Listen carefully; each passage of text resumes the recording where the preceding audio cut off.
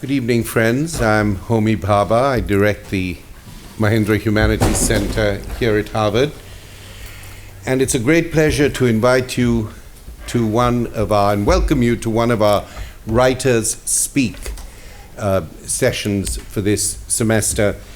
Writers Speak is a platform of the Humanities Center, very ably headed by my dear, beloved friend, Claire Messud, who is a professor of the practice of writing and is a wonderful, and I say this without any prejudice whatsoever, wonderful, reflective, beautiful novelist.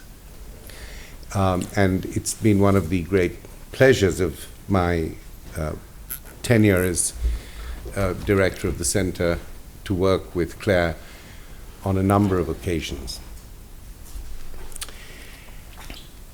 It is actually a tribute to Claire that since she started working with us to set up the Writers Speak series, she has chosen writers to come to the campus who effortlessly represent a large variety of communities, ethnicities, and cultures. There has been no forced identitarian agenda here. She has just chosen writers who she thought were significant. We've discussed them, and she's brought them, and that has really enriched the archive of our thinking about contemporary writing. So often the discussion is about bringing writers of color or bringing writers who lack all color, but Claire has a fabulous instinct of bringing great writers, fascinating writers, and as it happens, they have come from almost every continent and many countries, and they're writers of all colors. In fact, the slightly tinged lilac ones were my favorite. So Claire, thank you very much for this great Catholic vision of what writing today is about and where the voices come from. And in fact, tomorrow, Richard Price, Edison Julio, and Michelle Kuo, accompanied by Claire Messud, will be in Emerson 210 at 6 p.m. Speaking to a panel titled The Words to Say It, Teaching and Writing in Incarceration. Please welcome my friend and colleague, Claire Messud.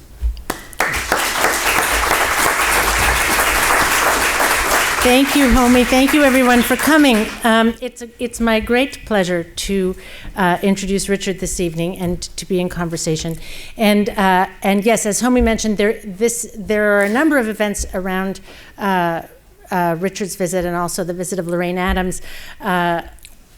And tomorrow, the 6 o'clock panel will be upstairs, involving also Edison Julio and Michelle Kuo in a discussion about teaching, writing, and incarceration.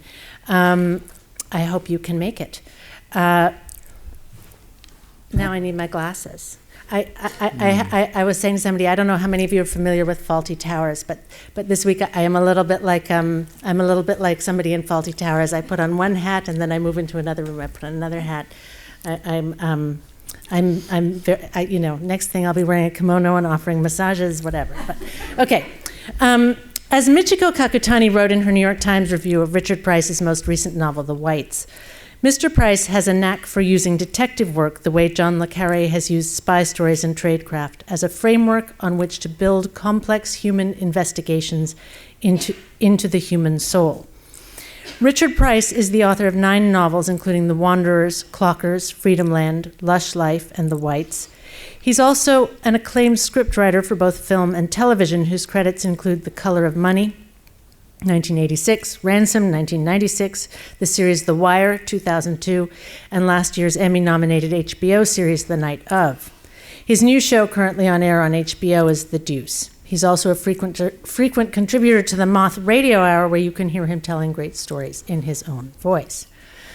Richard Price, likened by Walter Kern to Raymond Chandler and Saul Bellow, is revered for his extraordinary ear for dialogue, or, as James Wood put it in his review of Lush Life, for his wonderful mind for dialogue, and for his unsurpassed ability to portray his native New York in its infinite diversity.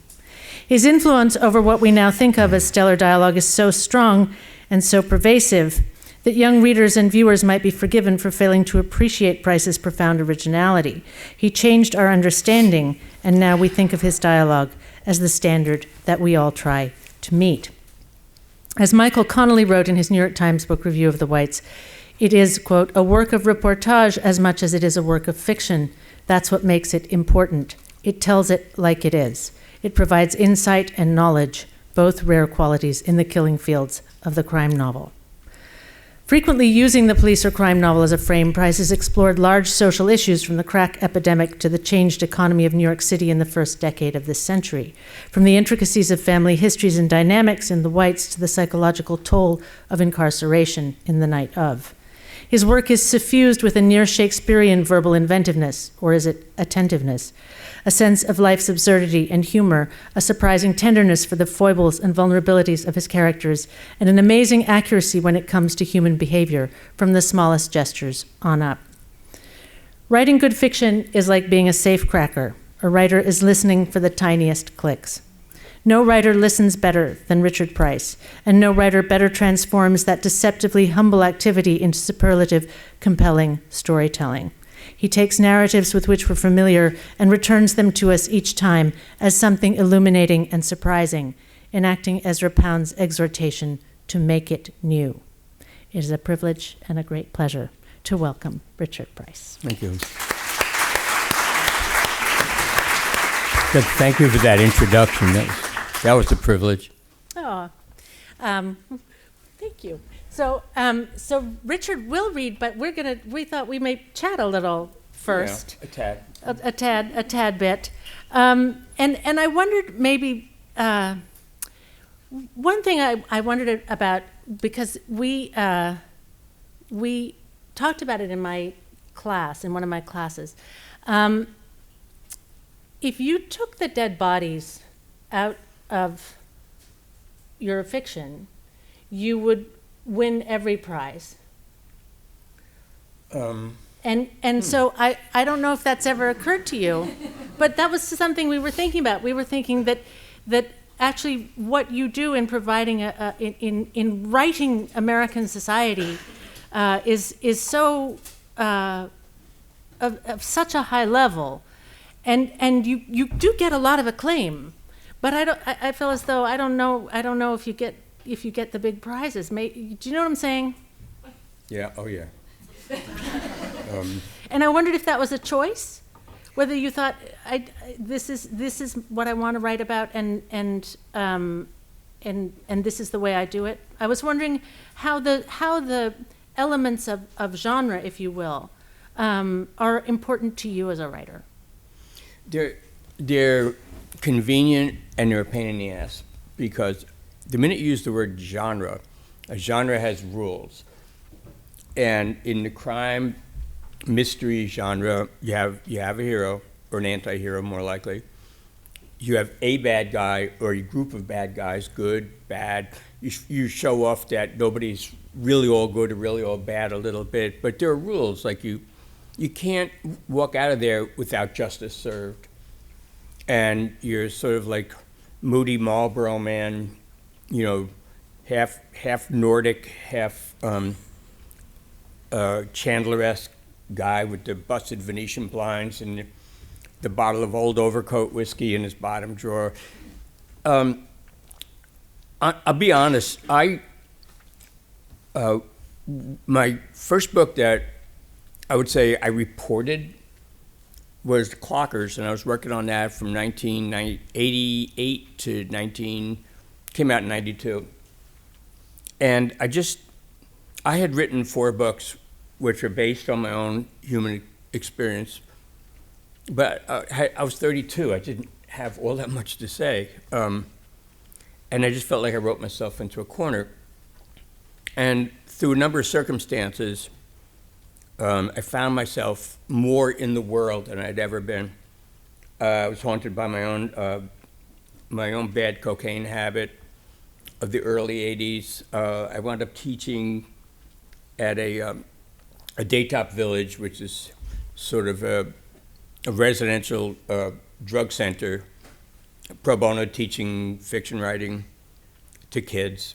And I found myself, after having written a movie, Sea of Love, I came out in '86 with Al Pacino, I found myself in the company of cops.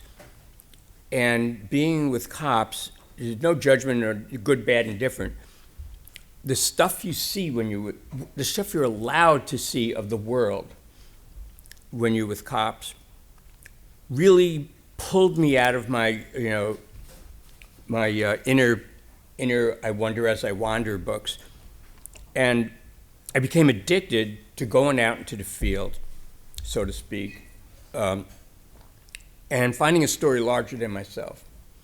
And I loved it. I just loved it so much that I really wanted to write stories not about me, but I mean, every novel is an autobiography. I think crossword puzzles, you'll find autobiography in there from the person who made up the clues. I figured, well, there's enough of me just having a narrative voice here. And I also found, as my landscapes in books became more and more panoramic, like in Lush Life, it was about the Lower East Side as lived, not in the days of Call It Sleep, but in the days of, post-crack yuppification, and all the worlds involved in there. I mean, there were 7 separate planets, and I didn't want to write a travelogue. And then I realized, if you follow a criminal investigation, it provides you with a spine that you can ride through a very complex landscape like a white horse, because criminal investigations are orderly. This happens, they're chronological, they make sense. If you talk to this person, well, if you're going to talk to this person, then you need to talk to that person. And that person might be a Fujianese Chinese person walking by. That person might be an entrepreneur circa the early 2000s, opening up a hip restaurant. The third person might be a woman who lives in a housing project around the corner. Fourth person might be an old Talmudic scholar, davening on the Lower East Side. And I just got addicted to taking on landscapes and using the cleanness of a criminal investigation. So, and like I said, I didn't like or dislike cops. I mean, cops are like people, They even are people. They're like people, I'm joking, but I'm not a police buff. I don't automatically take the police point of view, in dramatic situations. You can't count on me to back up your opinion just because I write about. And gradually, and what happens is I just love that stuff, and I just love using that wherever I go. So there's bodies in it, and there's crime. But I don't want to protest too much, but how many great novels had crimes in them as their basis? Not to compare myself with anybody. Let's start with Dreiser. Sorry, I said I wouldn't do that. And then all of a sudden you got a reputation as a crime writer. And I wonder, well, whoa, wait, that's not it. I don't feel like I am, but I feel like I have to step away from that just to sort of write myself as not a genre writer, which I never felt I was. But When you say step away, in what way step away? Step away from crime and punishment. Mm-hmm. You mean in your work or just in my work? In my writing. But that means stepping away from something I love. I really have a blast writing crime and punishment. And you gotta like what you're writing. I mean, it's like a marriage, and you shouldn't marry this individual because it'll be good for you, like oatmeal is good for you. So it's a big compromise between my fun and but not. I don't want to get seduced into it. I'm going to show people that I can write about it. So the minute you start thinking about readers as opposed to yourself, you get kind of lost in the woods, and you can't figure out what do I really want to do. Time is tight. I'm 67. It's not like I have 50 years of writing ahead of me. So it's complicated. I'm wrestling with this. But if you've never every felt, day. if you've never felt, I wanted to put to you because many years ago, the writer Colin Tobin said to me, it wasn't just to me, it was in a room full of people, but whatever. He said, you can make up the characters or you can make up the plot, but you can't make up both. Yeah. And I think a lot about that. And I think, do I agree with him? I don't know if I agree with him, but it's certainly true that any work of fiction is a balance between freedom and constraint. And when you say that the having a crime gives you a sort of white horse that you can ride through a landscape, it gives you a structure. It gives you constraint. And if those constraints are in fact liberating for you, you've written novels, as I said in the introduction, that are actually about all these very different bigger social issues. There may happen to be, corpses in them, but or investigations in them, but it hasn't stopped you writing about anything. So when you say, I feel, why would you step away from it? Because of what you just said. If it wasn't for bodies, I might be regarded more. But you are I feel you are. Well, that's the problem with me. It's like, no, stay with yourself. Yeah, but they're saying this and this about me. Well, I'll show them. And that's where you get screwed, where you screw yourself. Because it's like, I'm the type of person that reviews are dangerous to me. Much less so than ever before, but I'm easily influenced. Like in third grade, to be, well, he just follows this crowd. I really like to see Little Richard. It's a struggle every day. Part of the struggle is you have to really enjoy what you're doing to do it. And I write about certain people, and this is going to sound bizarre and very unliterary, but I write about the people I write about because I can make them funny, not to sacrifice the complexity of their humanity. I know how to make working class urban people. I know how to write about urban underdog. I know how to write about cops. I know how to write about put together families on a certain level of society. I just love being able to freedom to make their dialogue fly. And humor doesn't come out of ha-ha. Humor comes out of sheer recognition, and it's a surprise, and you find yourself grinning. I knew that. I didn't know I knew that until I read that. But once I read that, I recognized I knew that all along. So for me, it's the beauty of people being able to recognize certain elements of their personality and their situation. I don't know how to make patent engineers funny. I don't know how to make corporate lawyers funny. I don't know how to make brain surgeons funny. And, well, you should write about a higher level of society because then it would show you have this big span, blah, blah.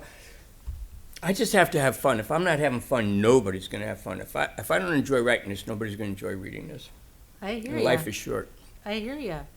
So you've said it. You've said before that that place is a character for you, and that you start with place, or that place is one of the fundamental elements.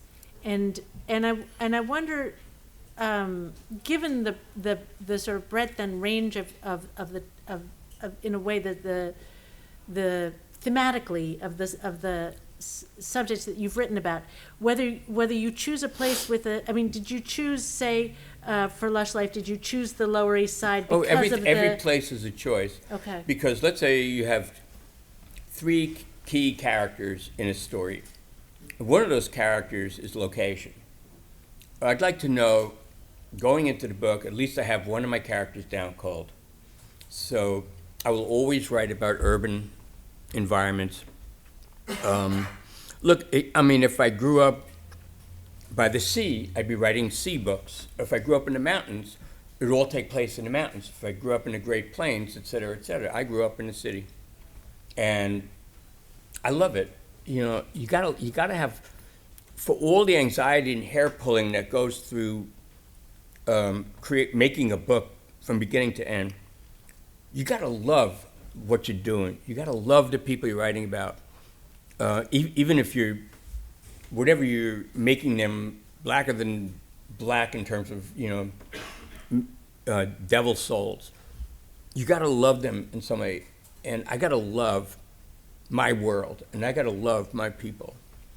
I mean, when I was younger, when I was writing my first 4 books, I was in my 20s. They're very deep books. I started feeling, well, I don't want a reputation as this these, them, those dialogue writer. I'm gonna show them, I'm gonna write about the Spanish Armada. You know, and I'm gonna do it so, wow, he can write about anything. It never happened, so, I mean, I was probably drunk at the time, but it's all about love, you know. I'm sounding like a broken record, but it's a long haul of book. You know, it's like getting married. You gotta love the hell out of the person that you're joining with for a number of years. So there are lots of things I want to ask you, but maybe what about starting with dialogue, and to what extent is that just something you can do in your sleep? To what extent is that something that you work at relentlessly? To what extent is it actually just reported speech? It's not. Listen, you know, I always liked making up people talking to each other. I remember when I was 6 years old, there was a girl I had a crush on in first grade, and I would never talk to her in a billion years, but I would lay in bed before I went to sleep, and she was being attacked by a space monster, and she was going, "Help, Richard, help." You know, I go, "I'll save you." But then I would have a big dialogue with the space monster. "Don't you touch Frida Jankalowicz." "I don't touch anybody I want." "No, you're a..." And we start arguing, and Frida would go, "Hello?" You know, I'm drifting out in space. I just get so caught up, and I would say this, and the monster would say that. So it's just this intuitive thing that I just liked. And I was intimidated by Warner's English grammar handbook. It was the bane of my adolescence. And I just had an ear, like some people have, you know, always compared to being a runner. You can't teach anybody. People run fast or they don't. You can fine tune, you can shave like a second or two at best off their times, but you can't teach someone to run fast. And with dialogue, you just have to have an ear, you know, and that's the one gift I was given is I have an ear. I remember it was actual creative writing class in high school. Nobody had a creative writing class at that point. And I had to write a story, and I tried to make people real, and I kind of used the word damn, like, you know, goddamn or damn. And the paper came back to me, and it was hemorrhaging red from the English teacher. "This is not necessary to use language like this." You know, so I was always loved the profane, and I always loved the music, that somehow I could put music into dialogue in a way that I don't know what to compare it to. It was like jazz for me. Yeah. It was. I mean, my whole rhythm came out of. And Lorraine Adams, who spoke earlier today, has heard this a billion times because we live together. She's my wife, and I'm her husband, and so she hears me. Oh God, that one again. But you know, the way I found my voice, and finding your voice is the most important thing I think for a novelist. And because your narrative voice is a close cousin to dialogue. how intimate is the narrator going to get to the characters? How vernacular is it going to be? Lorraine called it close third person, and that's pretty much what it is.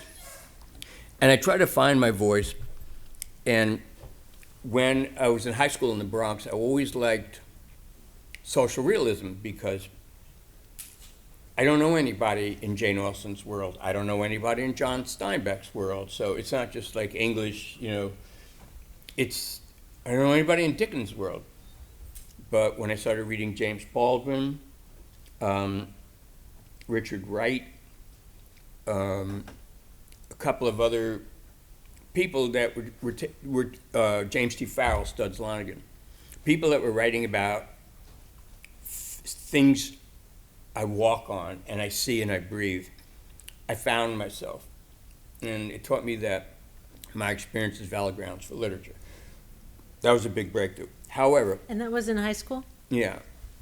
However, the problem was with social realist novelists, for the most part, some of the names I have given you excluded from this, is that's writing to make a point, and it's kind of like sawing wood,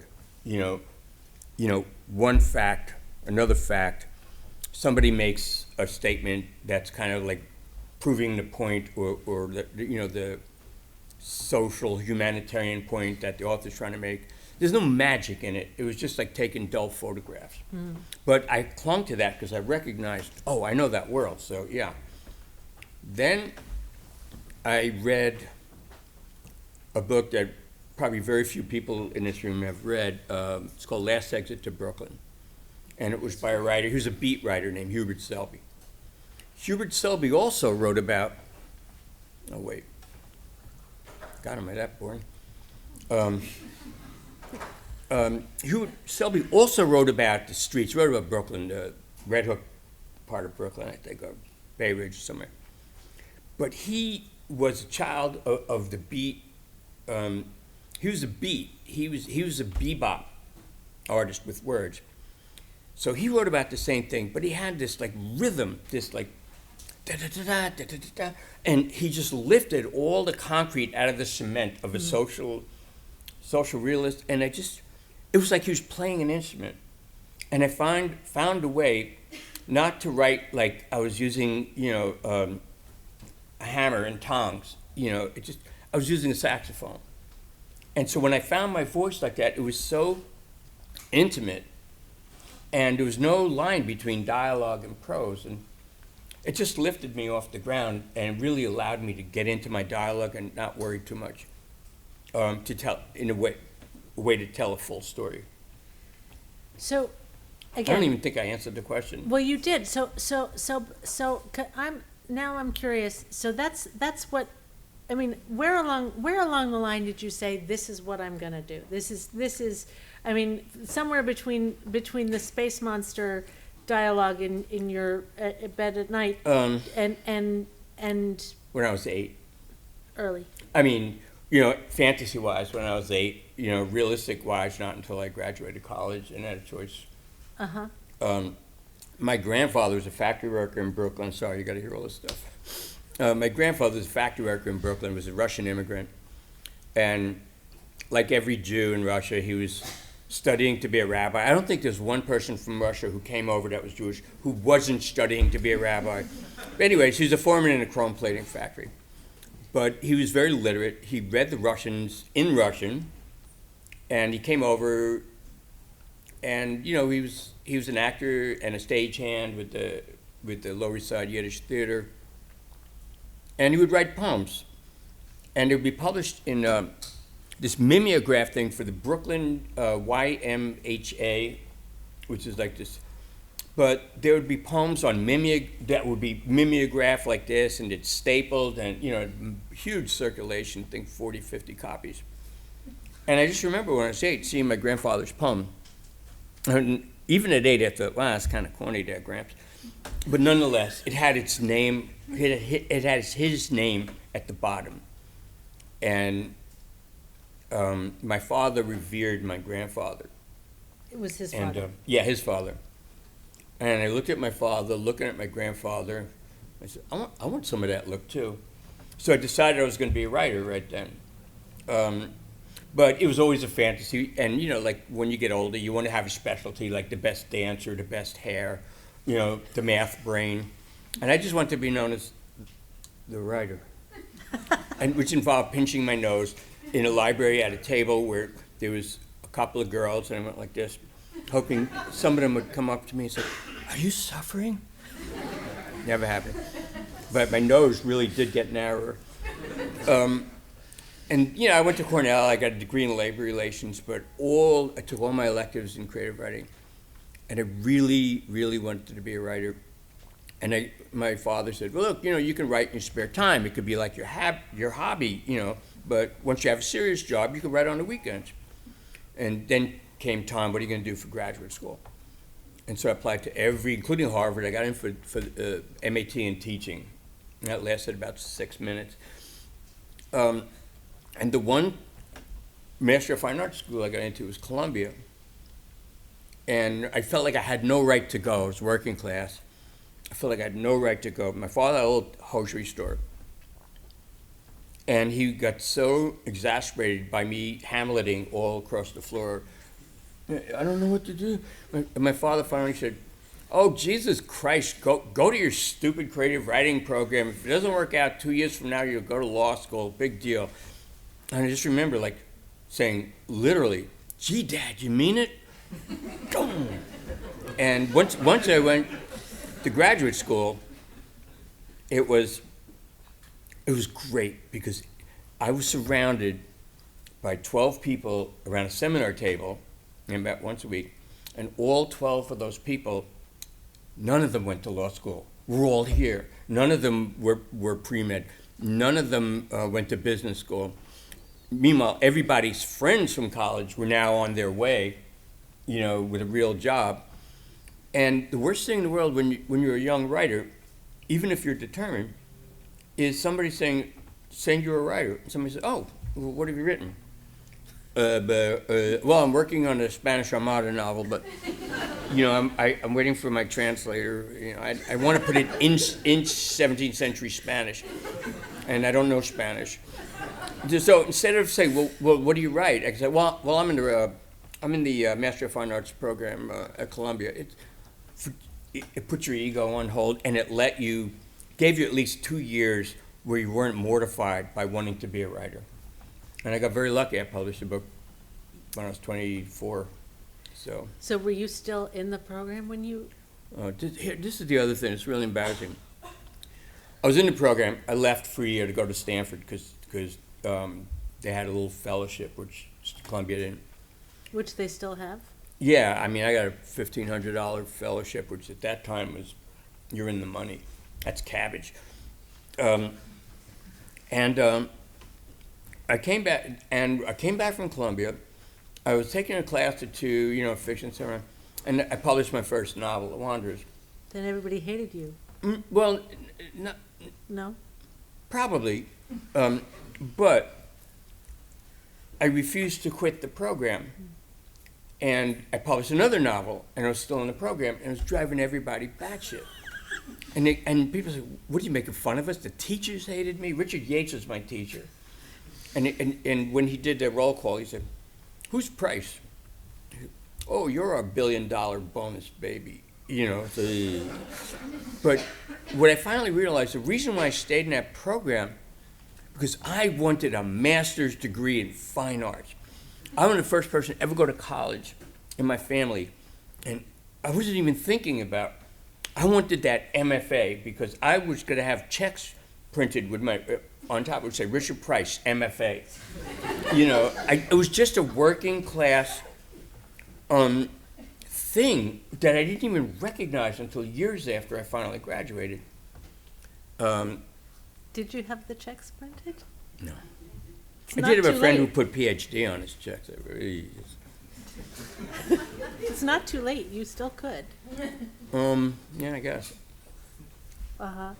What? But so and then so by the time you were at university, you knew you wanted to go straight. I mean, the story is you wanted to go straight on and be a writer, and when you wrote The Wanderers, did you Because the story, the official story is that you wrote one chapter, as it were, that was then published. Dan Halpern published in Antaeus. in Antaeus. The class hated it, and Dan Halpern, who's the editor, who became the head of the writing program for a while, and who's a very well-known and well-regarded editor, has his own imprimatur at HarperCollins.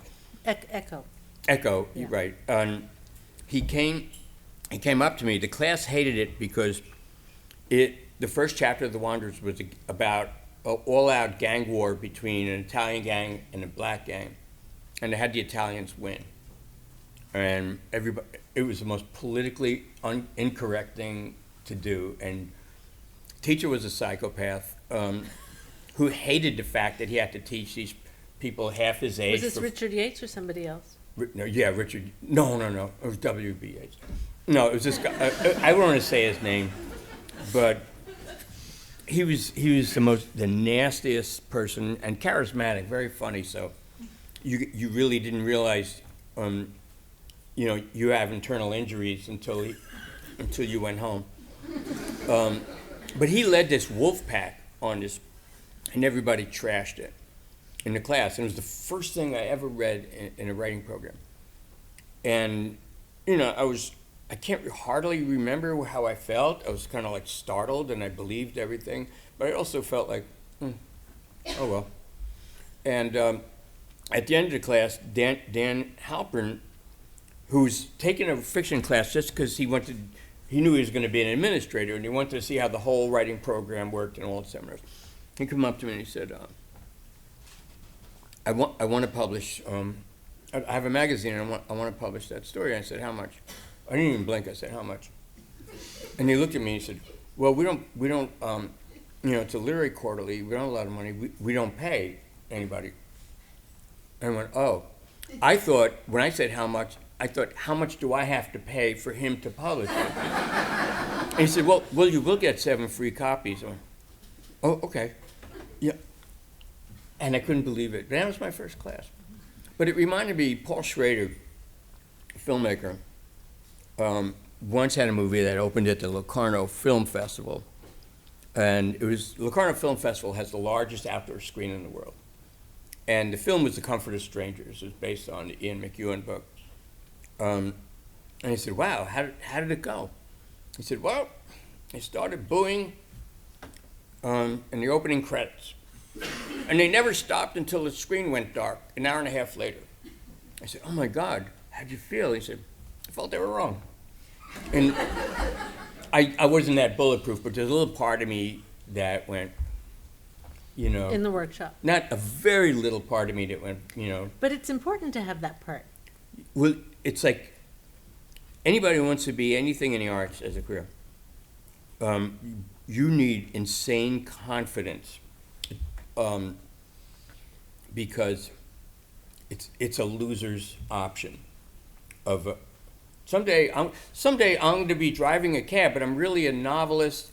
But at least I'm making a good $150 a week while I write this novel for 10 years. I mean, you really got to believe in yourself to put up with all the crap, that you have to do, so you can buy. The most precious thing a writer can buy is time. Mm-hmm. But I don't know if I didn't get published so young. If it took 10 more years to publish my first book, I don't know if I would have had the stamina. I think I was very lucky to publish early, simply because with my upbringing, I don't know if I could take it. Visiting my Cornell roommates, one guy's now, vice president at, some pudding company, or, another guy's... What's a pudding company? The Jell-O pudding, right? And Cosby was his client, Dylan Cosby. Pudding Pops. And, but people were doing like real things, and I don't know if I would have avoided every one of them. I would have been so, oh, Price, you still writing that book? How's it going? Well, I'm flying in my taxi. I get, that Harry Chapin song. I wanted to be some kind of like a pilot, but now he's driving a taxi, but he still gets so high when he's stoned. It's like that, you know, Right. I didn't want to be like this. You didn't want to be that guy. Yeah, I just, No. But so then how did writing for film, how did that come about? And how is that different for you? well, it's very different.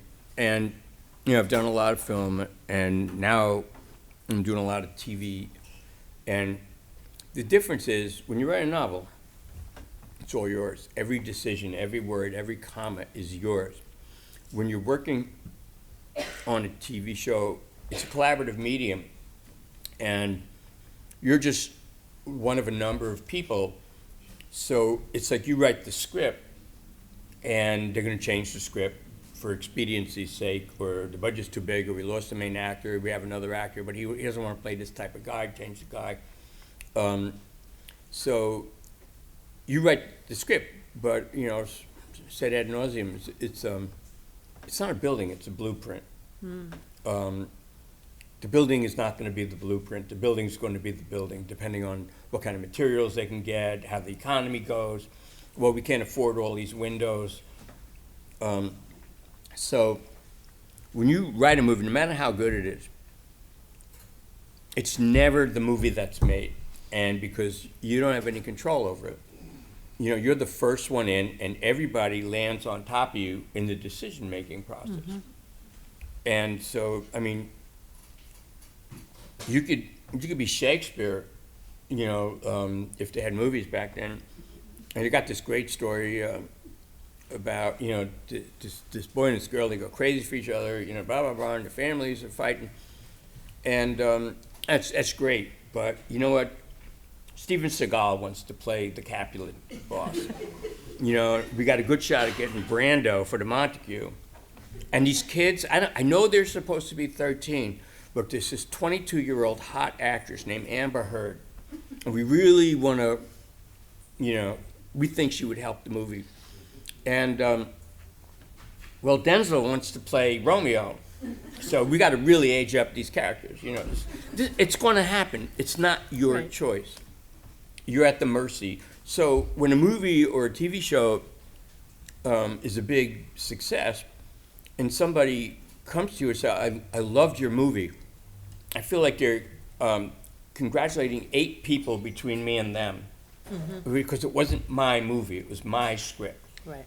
And for a sense of pride and a sense of like really wanting to be an artist unfettered by compromise. Unfortunately, it's novels, you know. Right. You got the And freedom. bluntly, honestly speaking, you can make money with, you know, I mean, there's no such thing as free money, but you can make money doing the other stuff. And sometimes if you get good at it, it can be like crack. You know, you get so addicted to the pace, and especially with TV, you write something, bang, 2 weeks later it's on. You know, you could, you know, when you're writing a novel, you could have cobwebs going from your forehead to the paper. It would be like that Dickensian birthday cake, and nobody would know. Hey, see Price around? I think he died. You know, no, he's working on a novel. So you get addicted just metabolically. And frankly, writing a novel is so freaking isolating. And so that's one of the other reasons why I love reporting the novel, going out. That was my social life, hanging out with all these psychopaths and people. And at least I was talking to somebody instead of sitting in my room all day, like, you know, like I was in a garret. And when you're making a movie, it's like you're dealing with people. You know, and it was like anti-venom for isolation. I mean, it has nothing to do with the ultimate finished product of the art, but it's like, what's hard for me to come to terms with is writing is what I do. It's a calling, but it's not my entire life. And the older I get, novels used to be, I was pretty unhappily in a domestic situation. I had 2 kids I loved,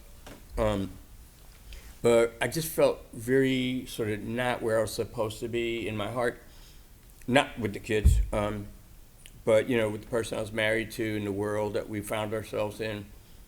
And one of the superficial, but so all of my self-esteem and all my sense of satisfaction when it wasn't dealing with my children was tied up in the reception of my books. And my books became life or death for me in a very unhealthy way. So my life has changed, and I feel like, yeah, I love to write, I'll always write, but my life is so much more than writing. Writing is, it's not like if I don't write today, I'll die. You know, if I open up a paper and there's a review of something, I live and die by that review. I don't feel it anymore. It's not like I don't give a damn, but I kind of don't give a damn. That's great.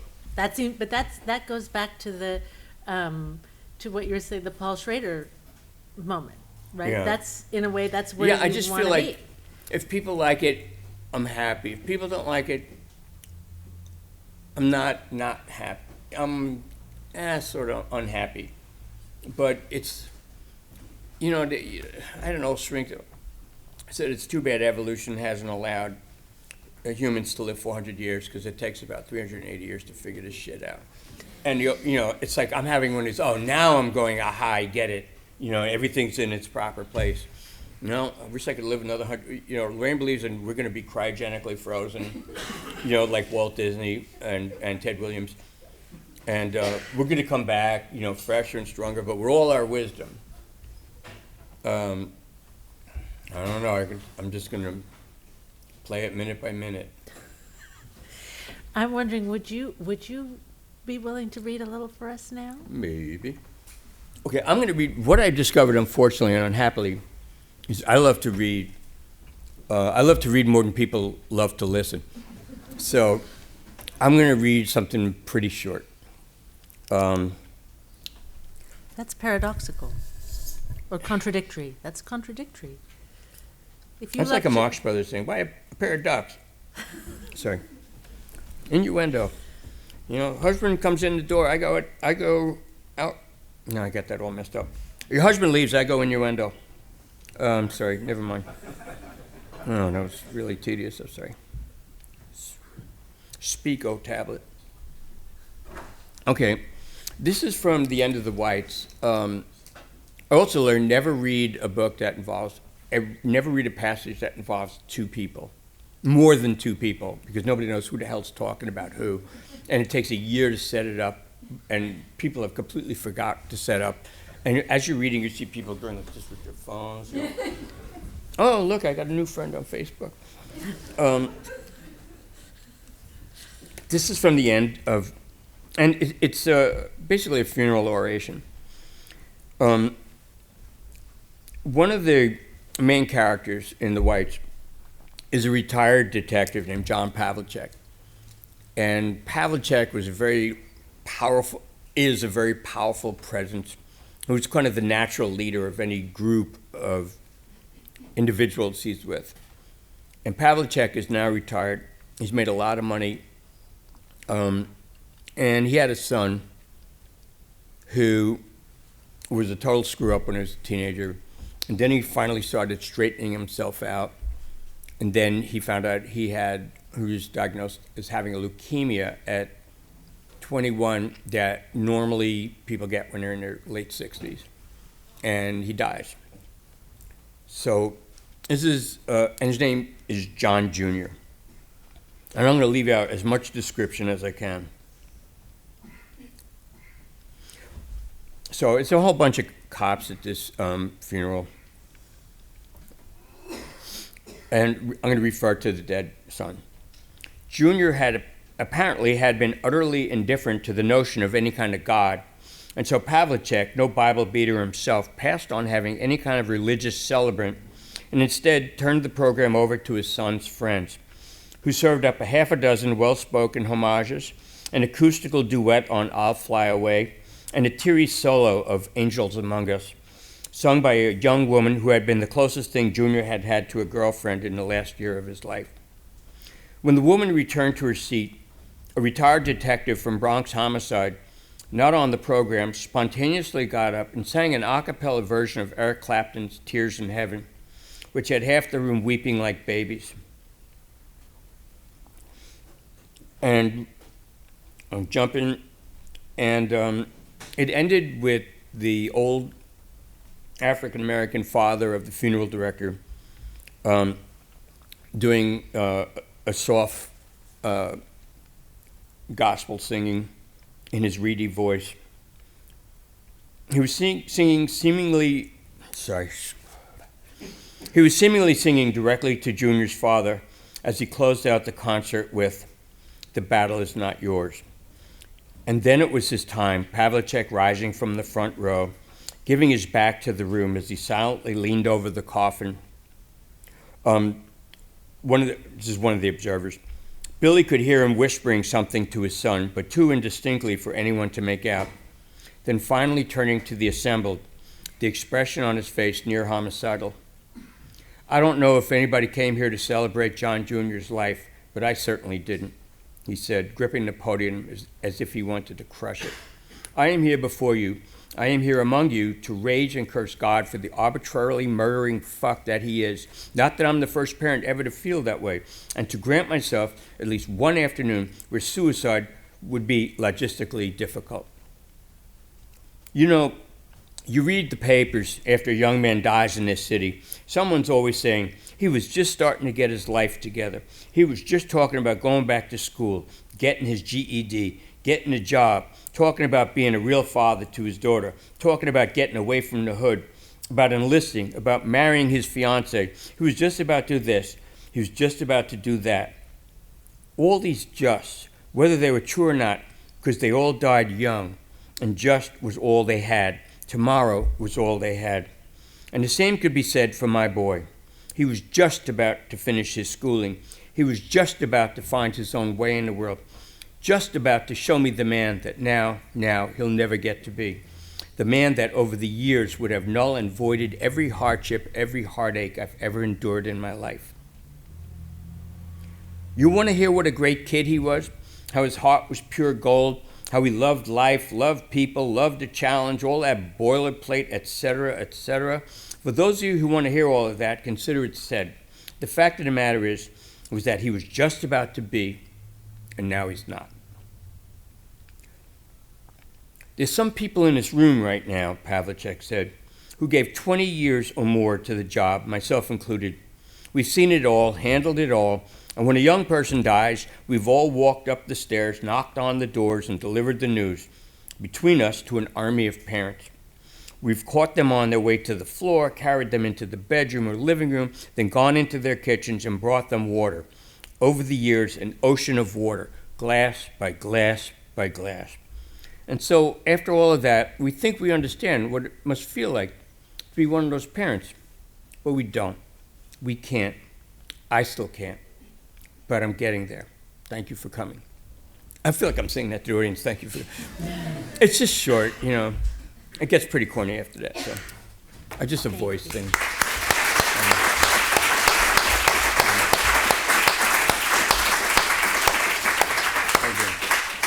So this novel, The Whites, you published initially under a pseudonym. See, well, that's where the problem gets deeper.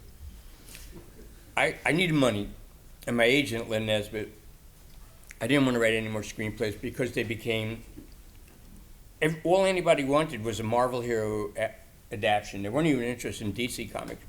And here I am in my late 50s, early 60s, and I'm auditioning to write the screenplay, you know, about the platinum neuromancer, you know, the turquoise surfer, you know, and I'm too old for Marvel Comics, but the executives I was having to pitch to, is another word I hate, were all like younger than my daughters, and so I had to. It was humiliating. I was saying, well, I think the blind nutsack should, you know, the surfer with the, you know, the guy with the telescope in his head, you know, I think he should, you know, and then here comes Fardo, you know, the villain, you know, his superpower. I don't know if they hear. And they go, wow, that's great. Writing down everything I said. And at the end of the thing, at the end of the spiel, I'd give them all my ideas. I could hear the scritching of pencils on the other side, writing down every iota of thought I had on the subject. And at the end of this, I was winded. It was like an hour. I was going, phew, and it's fantastic, fantastic. Oh, fuck it, who cares? I got a job. And he said, you know, we should really get him on the phone with Mitch. Who the hell's Mitch? It's their boss. They have no power to say yes or no. They only have the power to say no or maybe. So, wow, you got to talk to Mitch. So I got to set up for Mitch. So I talk another hour on the phone with Mitch a week later. Mitch is going, brilliant, brilliant. You know, I heard you were a genius, but here it is, in living color. And I want to tell you something. You just know you need to talk to Sarah. And we go up the pike and up the pike. And here I am dancing like, you know, a marionette with a busted string, you know, to these children. And I went all the way up the chain to, you know, Allison. And turns out they gave the gig to somebody else who'd never written a screenplay before, was 24 years old, and would do whatever they said for a fraction of the price. I said, that's it. And it went, you asked me what time it is, and you're going to have the whole history of Boulevard Watch Factory. So I go into Lynn Esmond, my agent said, I'm losing my mind, I'm really behind on my bills. And she says, well, why don't you write a novel under a pseudonym? You know, like John Banville and Benjamin Black. Or there was like this wave of like, hi, it's me, but it's not me. You know, I'm going to have more fun. And so I said, I can get you as much money as you would get for a screenplay. I said, great, I'll do it. You know, because I'd written, so I figured out some kind of crime book. That was going to be the wife. And she said, oh, by the way, if it takes more than 3 months to write this thing, it's not worth it. I said, got it. Cut to 4 years later. The Whites, the end. You know, my pants fell off. I'm all bald on this side of my head from pulling my hair out. I mean, how do you write down? I mean, you write the way you write. No, write stupider. Write glibber. And you just write the way you write. And so that was one hell of a 3 month, yeah. So, and the book came out, and I thought it was kind of a quote-unquote genre book, and so I really wanted to keep the pen name because I didn't want this book to be judged in comparison with one of my more serious books. I didn't want to. But how did it feel? How did it feel different to you? I'm just curious because it followed the rules. The thing of all genres is that they're rules, and if you break the rules, people don't know what the hell this is. They don't know what to call a book. Is it a thriller? You know, is it a philosophical meditation? You know, on human mortality? Is it, you know? So I didn't. So I said, fine. That was part of the easy part. You know, this has to happen. But you know, how do you write less complex characters? How do you write? If you don't believe in good guys and bad guys, if what you cherish, like every novelist should cherish, is the gray, not the black or the white, you know, but the complexity of every biped on Earth, you know, but I was worried that because it fit the conventions of the genre, let me keep the pen name just like a, you know, but everybody knew it was me. So it was like pulling, as they said, pulling a rabbit out of a glass hat. You know, here he is, don't tell anyone. Harry Brandt, you know, so it's ridiculous. Because didn't it said in the reviews even? Well, what happened is then I started reading reviews and it was like, whoa, you know, hey, this is a good book. And I said, why did I ever put it, you know? But it's a lesser book. I honestly think it's a lesser book. As good as it might be and as good as it was received, well as it was received, I think it's a lesser book. Because it's about solving, they're the guys that did it. You know, it's like crime is the only genre where the reader is in competition with the writer. Because they want to outsmart the writer. And I don't know the difference between that and word jumbles or, you know, Friday New York Times crossword puzzles. You know, it's supposed to be like you just surrendered to a book. But I feel like I surrendered to this book as I surrendered to the others, and it's true that there's a sort of it's plotted. Mm-hmm. It's plotted. you know, right? the thing about a crime novel, it's got to have a revelation. Yeah. And I hate revelations, and I hate answers, because life is open ended. You know, it's just there are no answers. The crime genre requires, if not immortal answers, solutions, you know, to the mystery. And hopefully you got there before the reader did. Mm-hmm. And it's no way to run an airline. You know, who the hell wants to write like that when the whole world is out there in all its unanswerableness? Yeah, but humanly, the characters are there in all their unanswerableness. I try. No, I mean, but the point is, you know, this time I really went right to the genre, and that's why Right. it was more of like, you know, I killed myself on it, but it was more like well, you know, what do I do now? Let me consult the guidebook, you know. Right. So, And in a minute, we'll open it up to questions from the audience, but I wanted to ask you also about The Night Of, which you are not just a writer, the main writer of, but also a producer, and so it's your project. It was your yeah, project. I wrote all the episodes. In a way completely differently, perhaps, from some of your other television. Yes and no, because the co-creator was also the director.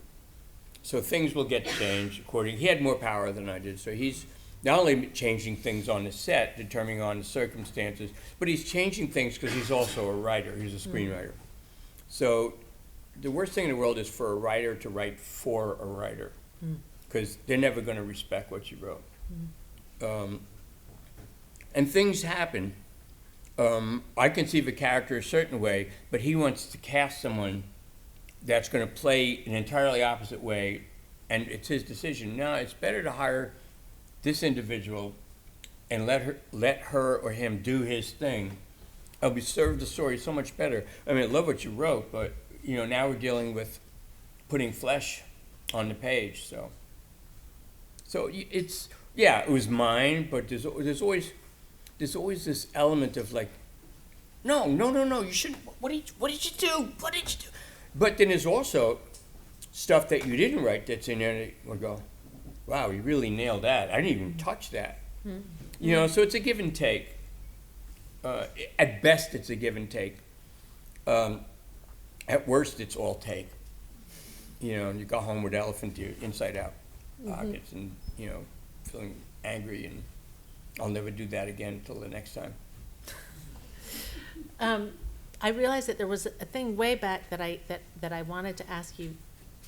There were two paths in a wood, and it was about research, and how you research, how you do your research, and you know, you sort of said it was an excuse to spend all this time with people, but it involves calling people up and going. You know, sometimes the things you see and hear, the most non sequitur things you hear, and the most meaningless gestures, it's like heroin of insight. And I don't do research, I hang out. And but because I don't want myself, I'm not going to go back to, you know, my own life, you know, like somebody once said, you know, a lot of post-World War II American fiction is vaguely unhappy in Connecticut. I was vaguely unhappy in the Bronx. So I don't want to do that. I don't want to write about myself, except, you know, how I filter in through my sensibility.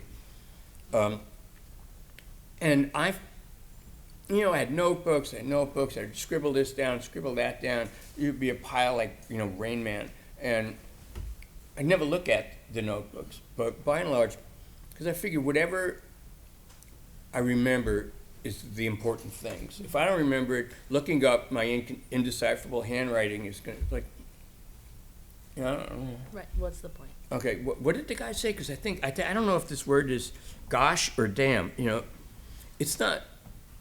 You know, you go out there, and you don't even know what you're looking for. I don't go out there with a hit list of questions or goals. I go out there just to be with these people, and it's like you think it was a nothing day or a nothing real waste of time. And then 4 o'clock in the morning, you shoot upright in bed and you go, oh my God. What did he say? Oh, and all of a sudden it's like link, link, link, link, link, you know. And I love it. I just love hanging, you know. It's part of writing. But like I said, once again, it's not like you have a goal of like these, you know, big game animals you want to bag. You're just going out there to see what happens. The danger of that is because it's so addicting and it's so much, for me, it was so much fun. I feel like I'm a student, I'm a perpetual student, and just talking to anybody on the street in any situation, I feel like I'm learning. I know that sounds a little goody-goody, but it's true. The danger is you can get so addicted to this game that you forget to write. Or you feel like, no matter how, you know, it's like trying to drink the ocean with a colander. There's just too much world out there, and it's really hard to stop.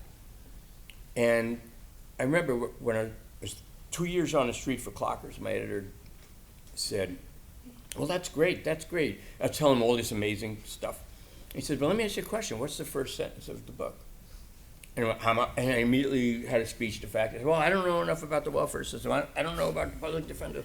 You know, just start writing. You know, it's like you're a lifeguard who's a little bit afraid of sea creatures, so you make yourself so muscle bound with experience that you can't swim. Just stop pumping iron, stop filling up notebooks, just write. You know, listen, anybody can go out and observe, but it's like taking all this life, and now you got to shape it into some baggy but logical beholding of a world where, you know, everything out there is like chaos and pinballs. And so the art is taking all that stuff and molding it, you know, into a story. And the most dangerous thing you can do that I ever done is I start writing, never ever go back out on the street. Guaranteed, somebody's going to say something that's going to make you doubt everything you've ever known. You know, it's fine, you're fine. Get away before it's too late. So you write in, and then you start talking to somebody, and it's so dangerous. You know, like in 7th grade science, they try to teach you about supersaturation. So they have a beaker of water, and then it's clear water, and then they drop something in, it turns violet. That's what going out there. All of a sudden, it's clear water. You go out there one time too many, and it's ink, and you can't see. You lose all your confidence. It's like being bold, but being fragile, too, because you got to protect yourself. Thank you. I'm thinking that we should see if people in the audience would like to ask a question or two. I would just want to say before people ask questions, ask a question. I mean, and it's happened once too often. People get up and they have something to say, at which point after 10, 15 minutes you go, what's the question? And then they ask some question that they never meant to ask, just to couch it as a question. But it makes everybody a captive audience. So I would love to take questions. Yes? I'm sorry. Hang on, there's a mic coming. Hi, first of all, thanks for being here. I appreciate it. Can you talk about how your approach to writing changes when you're writing for the screen as opposed to when you're writing for a novel, for a page? Well, the question was, what's the difference between writing on the page? Screenwriting and novels. have language sentences. Novels have prose. Screenplays have no prose. They're like telegrams to the director. This guy does this, she says that, he does this, she does that. End of scene. Next scene, 2 sentences set up the location, the mood. Okay, boy, blah, blah, blah. Girl, blah, blah, blah, blah. Boy, bloody blah. They start throwing kitchen appliances at each other. Cut. Next scene, exterior, night. Interior, day. You know, but it's like Post-it notes.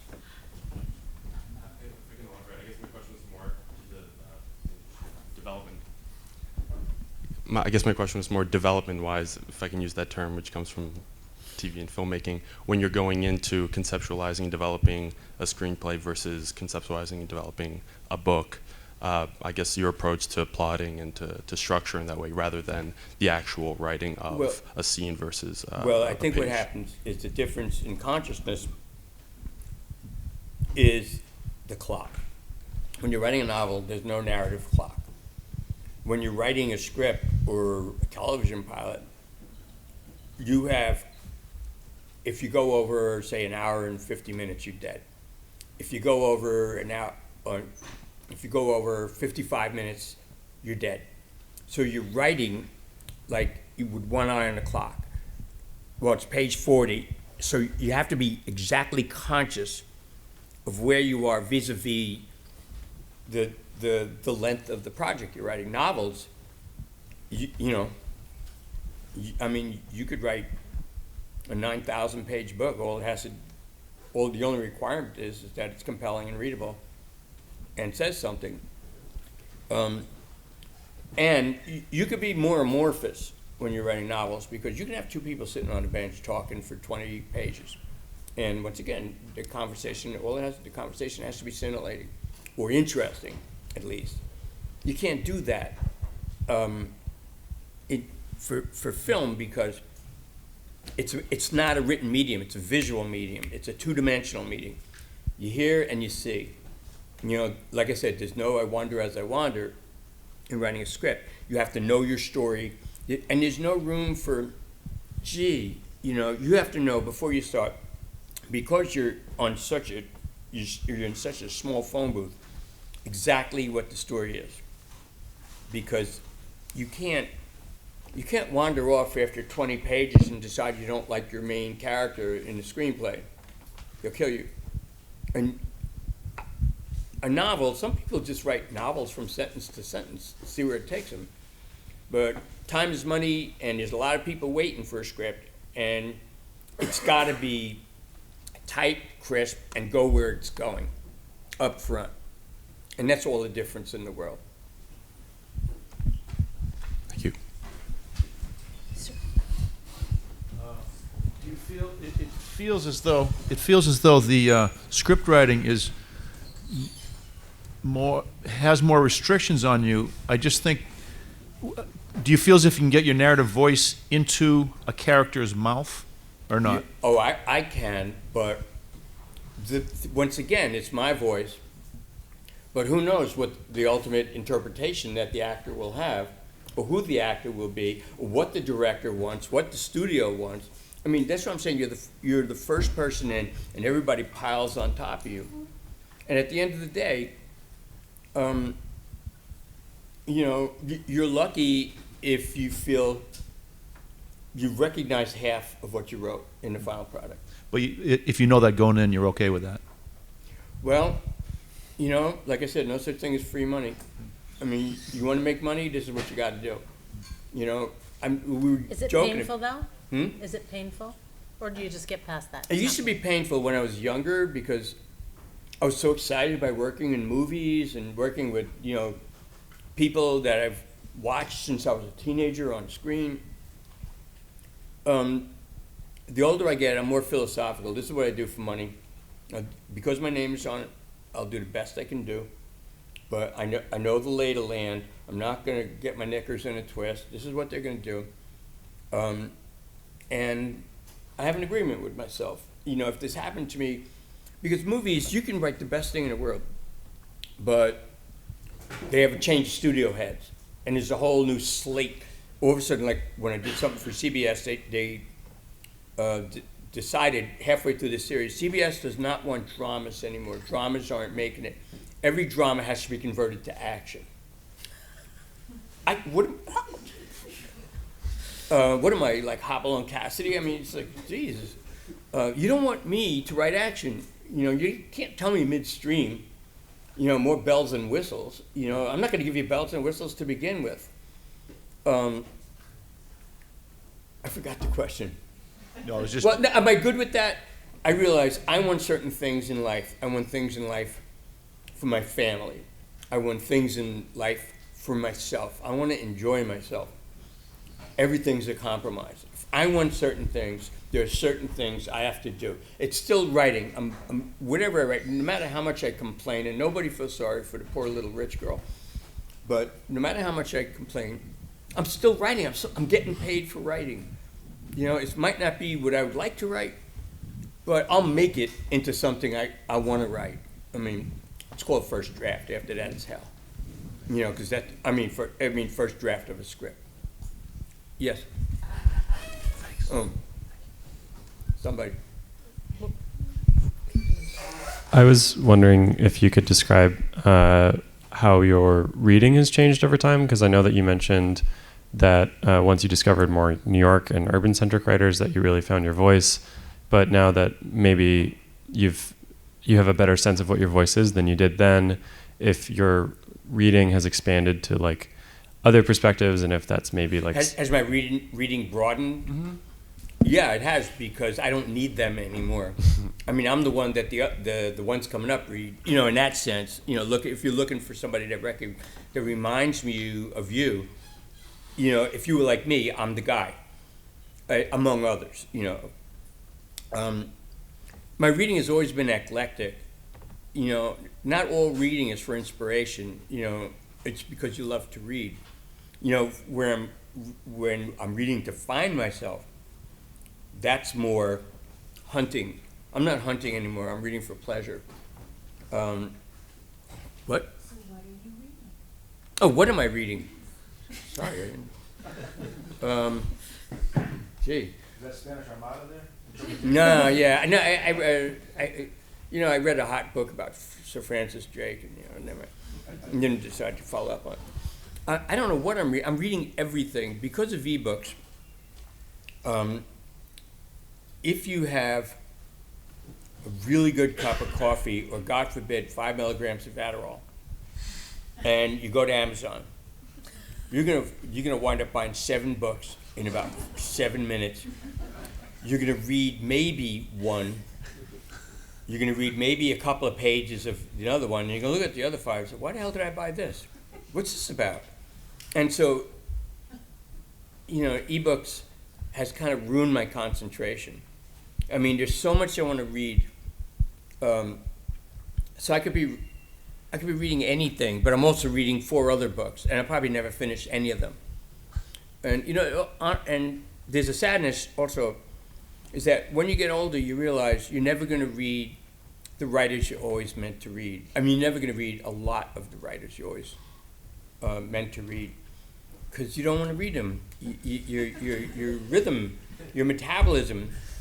There's certain books you love when you're in your 20s, and it's like learning a foreign language. Your brain is open to this book at this time in your life. And as you get older, I know what I like, I know what I want. I know what makes me curious. So God help me, I'll probably never read The Mayor of Casterbridge. I'll never read a million books that I'm embarrassed to say I haven't read. I want to, but time's short. A lot of books out there, and it's kind of like a depressing thought. Yes. Claire mentioned John le Carre. I wonder if you could name a few other writers who, like you, have kind of walked with a genre and yet gone outside it wildly too. Are there writers in that particular genre? No, not in that particular genre, but writers like you who genre.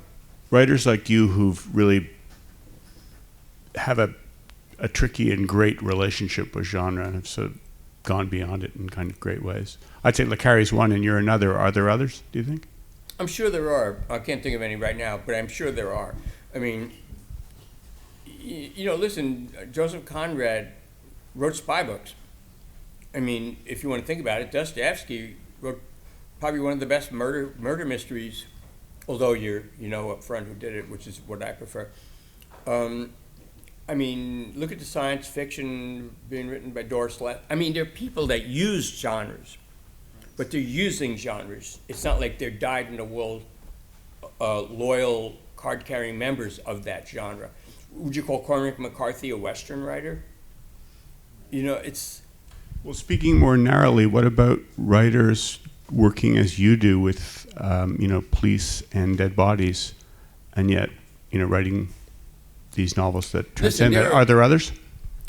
All I can say is there are a lot of people in the crime genre that are really great writing crime genre, but they're writing crime genre.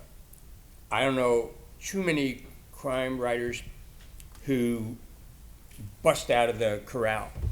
I mean, the thing about crime writing is you can't remember who did it, who did what to what. I might read The Big Sleep or Farewell, My Lovely, or The Maltese Falcon. Who cares who did what to what? You read crime for the narrative voice and for the atmosphere and for creating a memorable central character and evoking a time and a place. Everything else is, popcorn. Many questions. Sir at the back. Yes.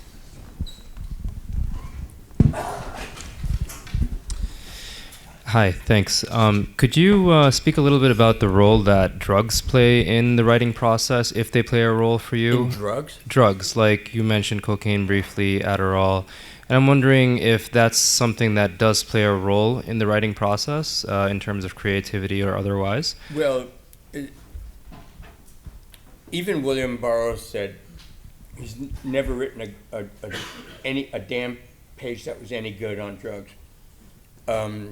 Apologies to Thomas De Quincey, but I think drugs are the enemy of real creativity. I mean, not to sound like a moralizer, but I'm haunted by my own experience with drugs. But when I try to write on that, Adderall, I do take Adderall because sometimes I just feel like I don't want to write. But with Adderall, it'll just give me a little bit of a boost. And so when I open it, I get lost in working really fast. But my writing is haunted by drugs because of my own experience. Clockers, I was just sniffing coke, like party coke. When crack came along, I finally figured out how to make cocaine affordable to poor people. And it was 10 times deadlier. This is cocaine is God's way of telling you you're making too much money. But this is not coke. And when crack, I was so haunted by my own years on cocaine. When crack became a phenomena, and it was the quintessence of not the end of the world in a white rock. You couldn't read the sports pages in those back in the late 80s where crack, even they'd say, well, Yankees 4, crack 3. Crack has just drafted a new crackhead. It was pervasive, and it just haunted me, and that drove me to write Clockers. I mean, like I said, autobiography seeps in. I'll tell you, my experience trying to write on coke, quite bluntly, I was 30 years old. I'd do a line to get me started. I'd do a line, I'd write a paragraph. I go, that's a great paragraph. Let's celebrate. Write 2 more lines. That was a great 2 more lines. Anybody up for a boop? Write 1 line. Or write, those are great 3 words. Let's have a bump. And pretty soon I started out allegedly snorting coke in order to write. And then it got so horribly perverted is I was writing as an excuse to do coke. And at one point, I'm working on something. I had 100 pages, and each page was great, but each page was for a different book. So it made no sense. It was too, it's like an oscillating beer sign, by the jukebox. I think drugs is listen, some people, there are serious drugs that need to be taken by people who are suffering from stuff that makes them drop down a hole that nobody can understand if they haven't had that malady. There's that type of drugs. Recreational drugs, nope. Alcohol, nope. You can't do any of that stuff and keep a coherent, flowing mind. And that's been my experience. And that's it. I mean, I wouldn't even go for a second cup of coffee because I'll just buy 7 more books on ebooks. Instead of writing. Now I got 14 books I'll never read. Maybe one last question. Sir, here in the front. Actually, sir, go ahead. Yeah. Do you have any examples of scripts you've written and there was a big change, either like that was a great change, or like, oh my God, I can't believe they did that? Could you be more specific? I'm not quite. Like if you wrote a script and then and then it got produced. Let's say I don't know, like was Color of Money first? Was the protagonist a 12-year-old girl originally, or something like that? No, that's screenwriting and TV writing is all business. You don't have the whim, you don't have the power of whimsy to change your mind, because you're getting paid by people who are creating a product. And they know the reason why you're writing it is that they gave it thumbs up. Yeah, this sounds great, go do it. And you can't come in, I decided that 12-year-old girl, she should be a 400-year-old man from another planet. It works so much better. They're gonna look at you and you're done. You can't do that. Whereas there are some great stories about writers who started out doing one thing and halfway through they switched from a car to an airplane. I had a writing teacher, I was a mid-century British novelist, Alan Sillitoe, who wrote Loneliness and a Long Distance Runner, and Saturday Night and Sunday Morning. And some of these books were part of the black and white British cinema of the late 50s and the early 60s. And when he was writing Saturday Night and Sunday Morning, Richard Harris played the main character. He said the main character that he intended was a sailor, and he was going to comes into a bar, I think it was in Nottingham. So he comes into the bar, and he challenges any of these factory lugs to a drink-off. I can drink any man under the table. He said, well, now I have to create a character to take up the challenge. So he starts writing the drink, these guys are drinking and talking, this and that. All of a sudden he realizes he likes this guy a lot better than the sailor. So he finished the scene by having the sailor pass out and get dragged out of the pub and the book. And it became about the guy that took up the challenge. But you can do that with a novel. It's yours, It's yours until you surrender it. Are there any times when a director or producer or whoever will change something and it was a pleasant surprise? Well, okay, glad you asked. Not constantly, you write a lot. You write. Who do you think you are, anyhow? And it's the way it comes. Who do you think you are, anyhow? It's blah, blah. But I'll tell you a story. There was a great novelist named Leonard Gardner, and he wrote a book called Fat City, which was about Tanktown boxes, like Night of the Tomato Can boxes. And it was Stockton, it was Steinbeck country. And it was a beautiful, beautiful novel, kind of Hemingway-esque, but better. And I read that book when it came out. I loved it. And I was at a party in San Francisco, and John Huston made a movie out of that with Jeff Bridges and I forgot who else. Stacey Keach. Right, exactly. So I meet Leonard Gardner at a party, and here's what you should never say to a novelist at a party, especially when there's alcohol.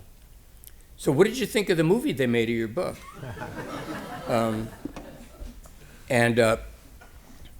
So I asked him that question, and he's built like a whippet. I think he was a boxer himself at some point. He was just a coil. He wasn't even a man. He was just a coil of muscle and tension and quiver. But when I asked that question, he literally started shaking. I thought his temples were going to explode. And he started cursing out John Huston. That son of a bitch. Anytime he thought he could screw a girl, he gave her an extra line that I didn't write. And he did this and he did that. And it was like talking to the Ancient Mariner on steroids. And I said, oh my God. And I was thinking of adapting one of my own books. I had an offer. And I said, after that, I said, God damn, I'm never going to touch my books, which I should have stuck to. And I said, God, I'm so sorry, Leonard. Well, what are you doing now?